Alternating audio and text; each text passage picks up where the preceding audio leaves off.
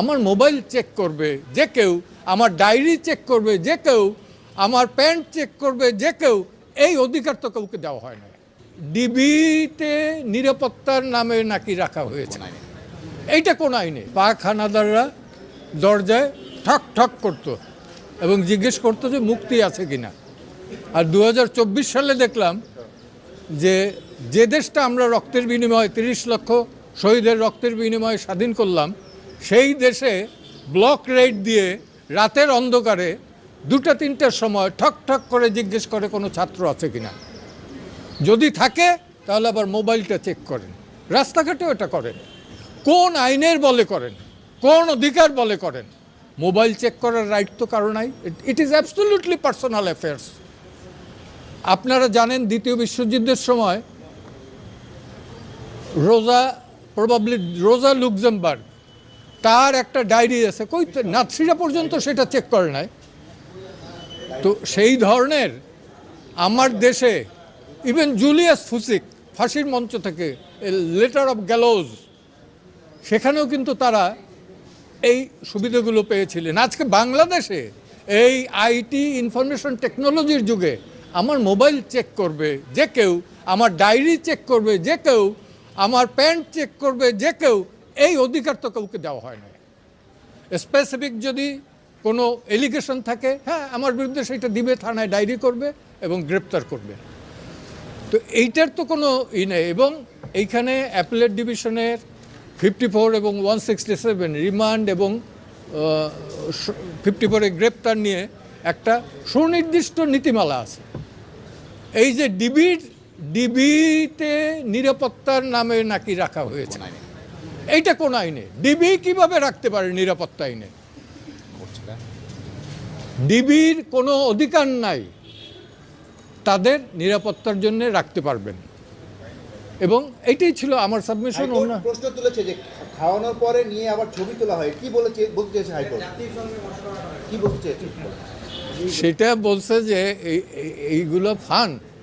এটা কখন কি বলছে এক্স্যাক্টলি? ভাতের টেবিলে বসে ছবি তুইলে এটা করেন, আপনি কি এটা মস্করা পাইছেন? ঠিক এই মস্করা ল্যাঙ্গুয়েজটা ইউজ করছে। নিরস্ত্র সাধারণ মানুষ আমরা, আমার দেশের জনগণ, তাদের দিকে সেমি অটোমেটিক রাইফেল থেকে গুলি চললো। এর দৃশ্য দেখার পরে আসলে বাসায় বসে থাকার কারো কোনো সুযোগ নেই। আমাদের যার যার অবস্থান থেকে প্রতিবাদ করতে হবে এবং একজন আইনজীবী হিসেবে সেই কাজটি করার জন্য আজকে আমরা আদালতে এসেছি। আমরা আদালতে বলেছি নিরস্ত্র প্রতিবাদকারীদের উপরে গুলি চলতে পারে না, যেটিকে ইংরেজিতে লাইভ রাউন্ড বলা হয়, সেটি করার কোনো সুযোগ নেই। আর অনেক ভিডিও আপনারা দেখেছেন, একটি কিশোর 4তলা একটা নির্মাণাধীন ভবন থেকে সে ঝুলে রয়েছে, তার কিচ্ছু করার উপায় নেই, ওই অবস্থায় তার উপর গুলি চলেছে অনেকবার। আপনারা দেখেছেন রিয়া গোপ তার বাবার কোলে গুলিবিদ্ধ হয়েছে। আরেক শিশু, সে তার চোখ দিয়ে গুলি ঢুকেছে, মাথার পেছন দিক দিয়ে বেরিয়ে গেছে। জিজ্ঞেস করুন সে কোথায় ছিল? তার বাসায়, ঘরের ভেতর, জানালা দিয়ে বাইরে তাকিয়েছিল। এই তার অপরাধ। এই জন্য আমরা স্পষ্টভাবে বলেছি যারা আন্দোলনকারী তাদের উপরে লাইভ রাউন্ড অর্থাৎ গুলি ছোড়া চলবে না। আপনারা প্রয়োজনে টিয়ার শেল ছুড়ুন, লাঠিচার্জ করুন, রাবার বুলেটও ছুড়ুন, তাতেও বহু মানুষ অন্ধ হয়েছে হয়তো, সে খবর আপনারা দেখেছেন। এত কাছ থেকে রাবার বুলেট ছোড়া হয়েছে। ফলে এই বিষয়গুলো সামনে আসতে হবে। আমার নিজের অভিজ্ঞতা আমি বলতে পারি, আমি ধানমন্ডিতে যখন হাঁটছিলাম আমার দিকে 2 রাউন্ড গুলি করা হয়েছে। তাদের পোশাক পরনে ছিল না, আমি জানি না তারা কারা পিস্তল থেকে গুলি হয়েছে, কারণ আমার হাতে ক্যামেরা ছিল। কোনো প্রমাণ তারা রাখবেন না, কিন্তু প্রমাণ ধ্বংস হয় না আজকের দুনিয়ায়, প্রমাণ পৌঁছে যায়। আরেকটি দাবি আমরা করেছি পরিষ্কারভাবে, ছাত্ররা সারা বাংলাদেশ থেকে আজকে বলেছেন যে 6 জনকে ডিবি অফিসে রাখা হয়েছে, তারা সেখানে বন্দী। তারা স্পষ্টতই ছাত্ররা বলেছেন কালকে ডিবি অফিস থেকে বা যেখান থেকেই হোক যে ভিডিও প্রকাশ করা হচ্ছে, সেই ভিডিওতে যে কথা বলা হয়েছে সেটি অস্ত্রের মুখে হয়েছে, ছাত্ররা সেটি বলেছেন। এবং এই ধরনের আন্দোলন প্রত্যাহারের দাবি ছাত্ররা মানেন না, তারা সেটি বলেছেন।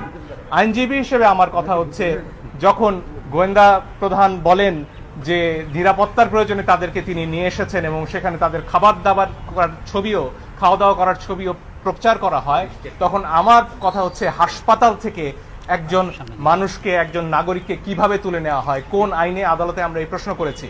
আপনারা নাইমের ক্ষতবিক্ষত শরীর দেখেছেন, তার গায়ে পিটিয়ে কি অবস্থা করা হয়েছে পত্রিকায় এসেছে। আমি জানি অনেক ইলেকট্রনিক গণমাধ্যম দেখাতে পারেননি সেটি। কিন্তু পত্রিকায় সে ছবি আমরা দেখেছি। সেই নাহিদ কে যখন নিয়ে যাওয়া হয় তখন এটা বিশ্বাস করার কোনো কারণ নেই যে তাকে সেখানে আপ্যায়ন করার জন্য নেওয়া হয়েছে। ফলে আমরা আদালতে বলেছি এই 6 জনকে অবশ্যই আদালতের সামনে আনতে হবে এবং তাদের কাছ থেকে জানতে হবে যে তাদেরকে কি আটকে রাখা হয়েছে নাকি তারা স্বেচ্ছায় ডিবি অফিসে বেড়াতে গেছেন। এই প্রশ্নের